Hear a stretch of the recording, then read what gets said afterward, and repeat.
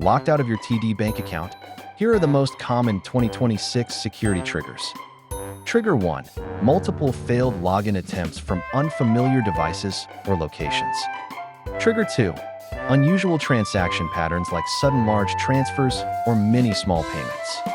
Trigger 3. Sign-ins from a new device or simultaneous logins in different countries. Trigger 4. Phishing reports or suspicious emails claiming to be TD Bank.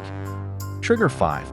Compromised third-party apps or credentials exposed in data breaches. If your account locks, stay calm. Do not click links in unexpected emails or texts. Step 1. Open the TD Bank mobile app or go to td.com directly, not through links. Step 2. Use forgot password to reset credentials and enable two-factor authentication now. Step 3. Review recent transactions and remove unfamiliar devices or connected apps. You may see alerts like account locked, suspicious activity detected, or verify identity.